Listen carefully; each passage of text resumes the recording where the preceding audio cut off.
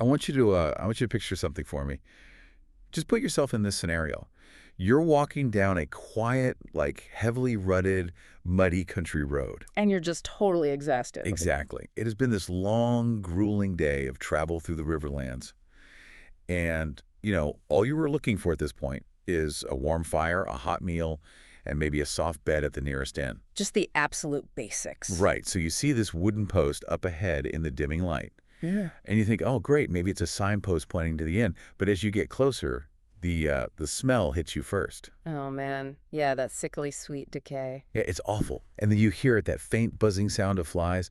And when you finally look up in that pale fading light, you realize it is definitely not a sign. No, it is not. It is the rotting, severed head of a septon-like, a local priest, impaled on this rusted iron spike. The flesh is decaying. There's literally a raven perched right on the skull. And this man's only crime was whispering the wrong name in the dark. It's just a profoundly jarring image to start with, isn't it? Because it completely, shatters any illusion that we are dealing with a lighthearted, romanticized fairy tale here. Oh, totally. This is not knights in shining armor saving the day. Not at all. I mean, we are stepping into the year 211 AC in Westeros, and you are standing directly in the suffocating grip of a brutal police state. And when we say police state, we mean it. Yeah. At this time, the realm is effectively ruled by the king's hand, Lord Bloodraven. Now, historically, we are about, 15 years out from the first Blackfyre rebellion. Which was this massive, incredibly bloody civil war. Right. A massive war that ended at the Redgrass Field. But the thing is, the major fighting might have stopped on the battlefield, but the realm is absolutely not at peace. Right. Because, a civil war leaves a massive psychological scar on a country. You don't just, put down your swords and go back to being friendly neighbors. Exactly. You just don't. And Bloodraven maintains his grip on power through this invisible, terrifying network of spies. There's this saying in this era, how many eyes does Lord Bloodraven have? 1,000 eyes and one. Which is just terrifying. It's like Big Brother, but with magic. It really is. It's not just a medieval intelligence agency. It is pure psychological warfare. People genuinely believe he uses dark sorcery to listen through the rats in the walls and the ravens in the trees. Wow. And the mechanism of a police state like this is that it forces the populace to police themselves. You become so paranoid that your neighbor, your brother, or, your local priest might turn you in for a bounty that you turn them in first. It's just a culture of absolute fear. Yeah. Treason is not debated in a court of law. It is punished with immediate brutal death. Okay, let's unpack this because, imagine checking into a quiet roadside motel, and instead of a glowing neon vacancy sign, there is a severed human head warning you to keep your mouth shut. Yeah, welcome to the neighborhood. Right. That is the level of sheer, suffocating paranoia we are dealing with in this deep dive.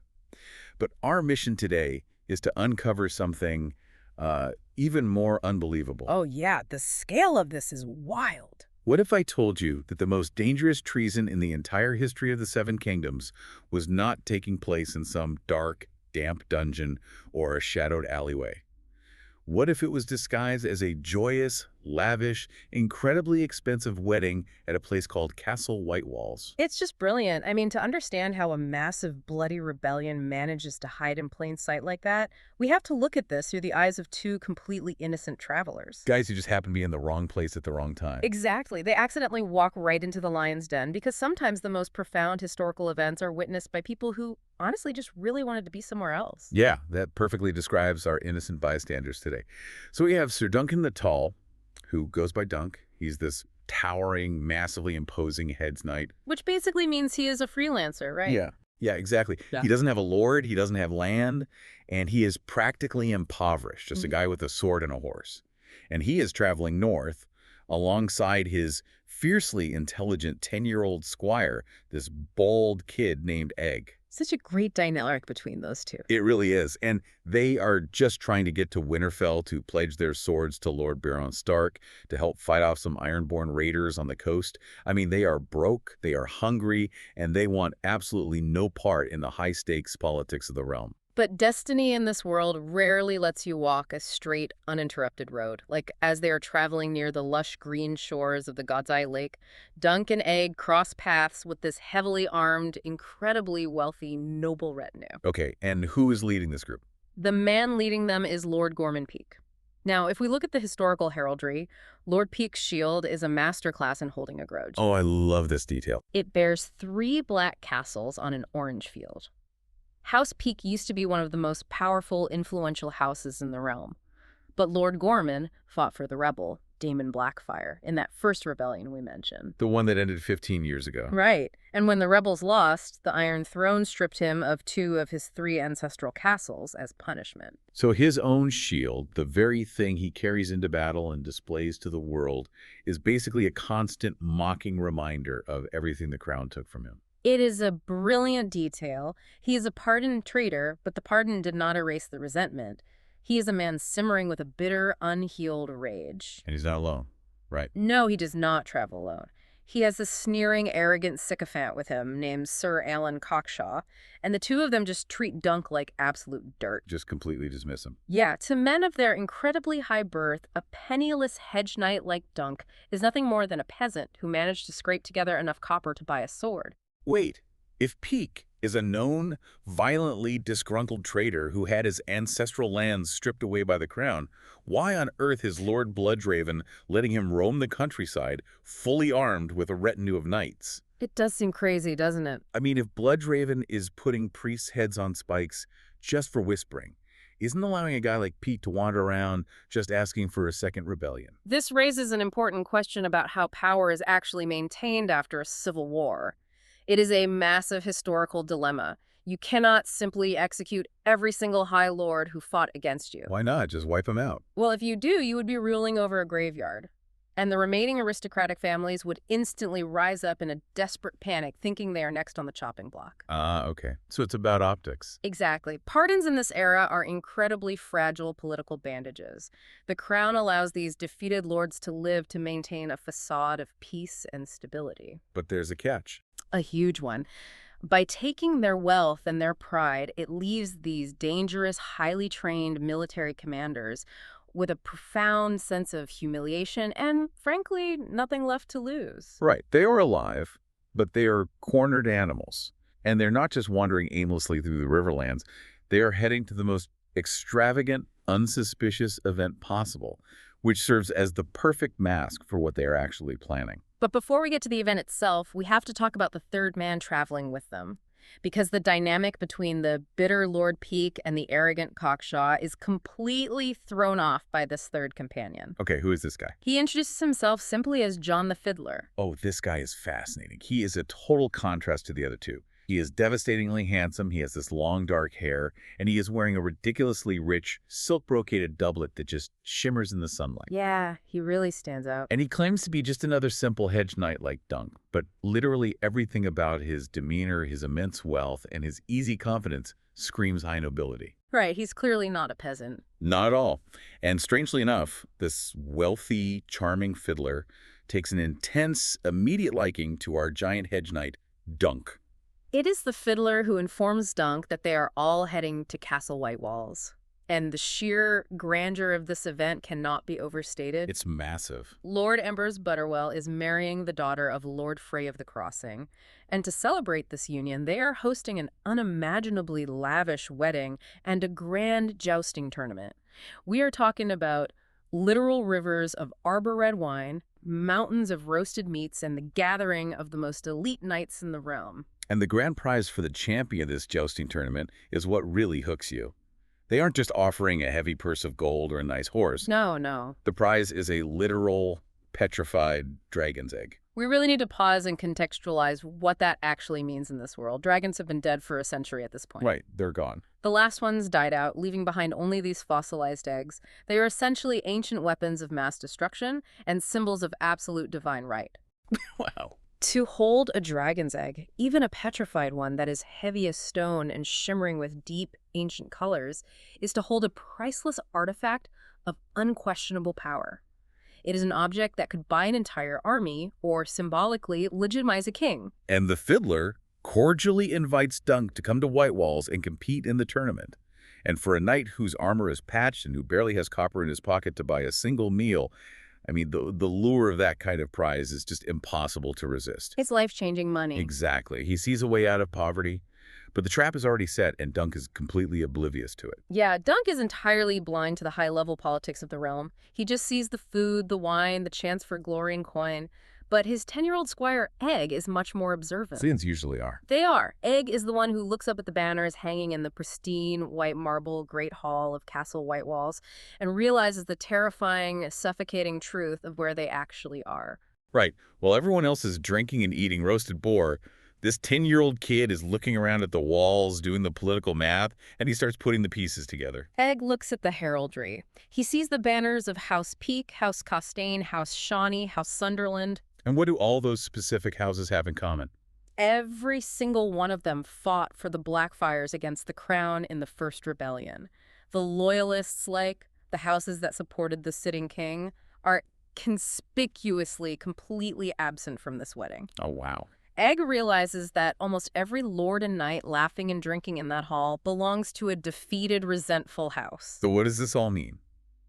It is like a massive crime syndicate throwing a giant, entirely legal family reunion at a fancy hotel just so all the mob bosses can get in one single room to plan a turf war without the feds kicking the door down. That is the exact brilliant, treasonous loophole they are exploiting. Under Lord Bloodraven's police state, it is strictly illegal for lords to gather massive armies of men during peacetime. Right, you can't just throw a war council. No. If you start calling your banners, sending ravens and marching troops, Bloodraven's spies will see it, and your head will end up on a spike like that septon we talked about earlier. But a wedding. Exactly. A wedding. A grand tourney with a dragon's egg as a prize. It is the absolute perfect, plausible excuse to gather all the rebel military commanders under one roof without triggering the alarm bells in the capital. That is so smart. It really is. It is, as Egg stubbornly warns Dunk, this is a traitor's tourney, sir. But wait, we need to clarify a massive piece of the puzzle here before we go further. Why are these rebels called the Blackfyres, and why does their rebellion threaten the Iron Throne so deeply? Yeah, that's important. Because if you just hear the name Blackfyre, it sounds like a totally different family trying to conquer the kingdom. That is a crucial piece of context. The Blackfyres are not some foreign invaders. They are a legitimized bastard branch of House Targaryen, you know, the ruling royal family. Oh, I see. Decades prior, a Targaryen king legitimized his bastard son, Daemon, and gave him the ancestral Valyrian steel sword of the kings, which was named Blackfyre. Which is a huge deal, symbolically. Massive. Daemon took the sword's name for his new house and claimed that he was the true heir to the throne, not his bookish, legitimate half-brother. Ah, so this isn't just a political disagreement over taxes or land. It is a deeply personal, incredibly bloody family feud over who has the true right to rule. Exactly. The Blackfyres have the exact same ancient magical bloodline as the Targaryens sitting on the throne. Yeah. They are just two sides of the same coin. Precisely. And that shared bloodline is what makes the events later that night so catastrophic. Because while the lords are drinking and plotting in the open hall, the true, terrifying scale of this entire conspiracy is about to be revealed to Dunk away from the crowds in the dead of night. Yeah, and this transition from a public celebration to a private treasonous conspiracy happens during a Westerosi tradition called the bedding ceremony. Right. And it is as uncomfortable as it sounds. It is this raucous, incredibly chaotic tradition where a massive crowd of drunken lords and ladies essentially carry the squealing bride and groom up the stairs to their bedchamber, tearing at their clothes for good luck. Just a nightmare for an introvert. Totally. It is loud, it is invasive, and Dunk, who is already feeling completely out of his depth, surrounded by all these high lords, is just trying to keep his head down and blend into the wall. But the mysterious John the Fiddler will not let him blend in. The Fiddler specifically singles Dunk out in the crowd. He forces the giant hedge knight to be the one to lift the bride and carry her up the spiral stairs. Which puts all eyes on him. Right, and the claustrophobia of the moment finally gets to Dunk. The heat, the shouting, the realization of what kind of danger he is in it is too much. He escapes the suffocating crush of the drunken nobility and slips away to catch a breath of air on a quiet, moonlit balcony. And the atmosphere shifts entirely here. It's so cinematic. Dunk is standing there, looking out over the dark landscape, trying to slow his heart rate, when John the Fiddler steps out of the shadows. Just appears right behind him. Yeah. And the handsome, charming, friendly facade that the Fiddler's been wearing this entire time completely slips away. He looks at Dunk, and his eyes are wide, manic, and filled with this terrifying absolute certainty. He reveals a secret to Dunk that shifts the entire reality of our deep dive. The fiddler leans in and says, I dreamed of you, Sir Duncan, before I even met you. When I saw you on the road, I knew your face at once. He tells Dunk that his dreams are not just normal, everyday dreams. He claims they are literal prophecies. He tells Dunk that he had a vision of him wearing the pure white armor of the elite Kingsguard. Which is wild for a hedge knight to hear. Right. As shocking as it is for a lowly, patched-up hedge knight to hear that he is supposedly destined for the highest knightly honor in the realm, that is not the prophecy that threatens to tear the continent apart. No.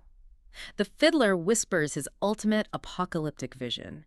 He dreamed that right there, within the pristine white marble walls of Castle Whitewalls, a mighty living dragon would hatch from its petrified egg. And that is the moment everything clicks into place. What's fascinating here is the deep lore implications of that specific claim.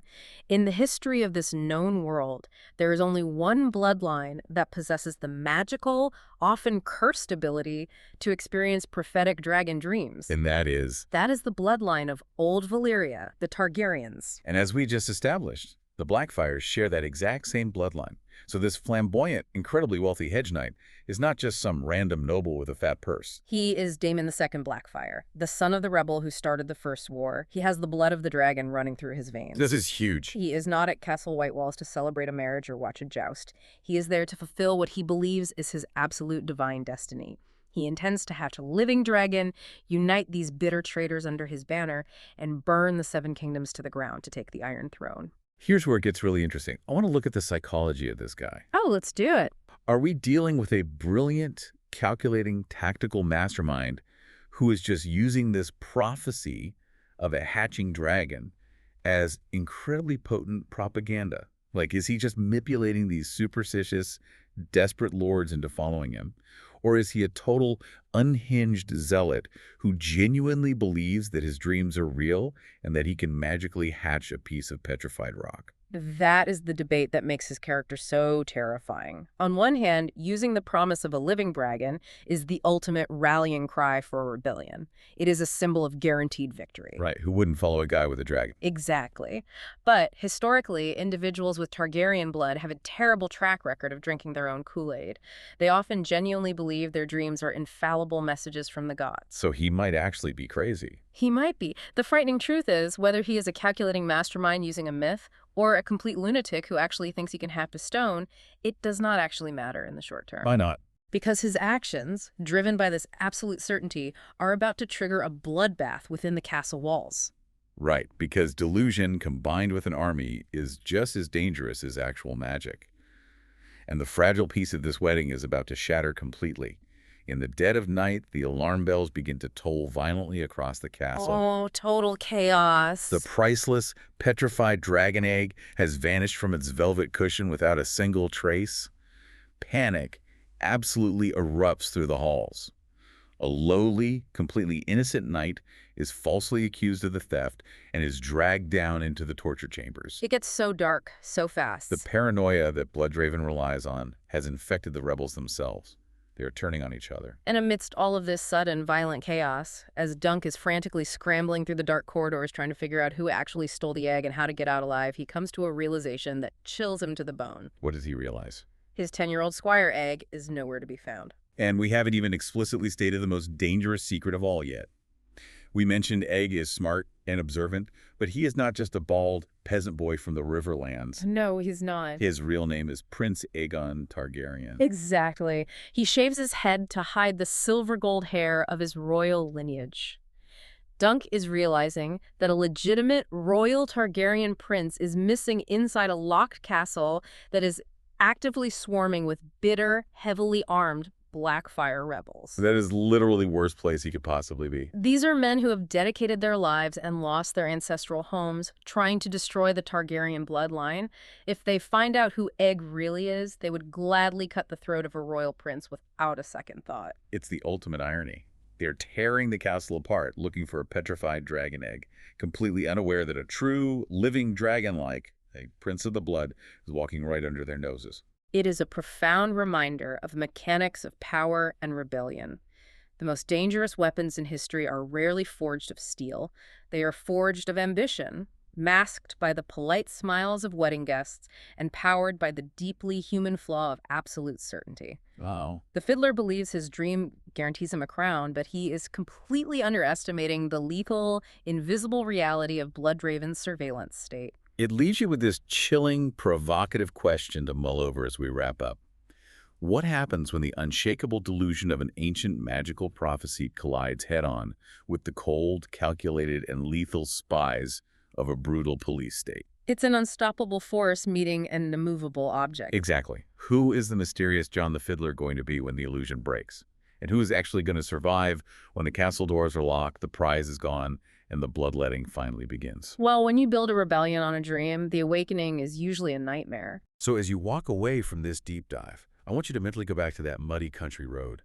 Look up at that rusted iron spike. In a world where whispering the wrong name in the dark gets your head put on a pike, what happens when an entire castle full of bitter men decides to scream it? Keep exploring these hidden histories, because the real truth is always far more dangerous than the songs they sing. Keep diving deep,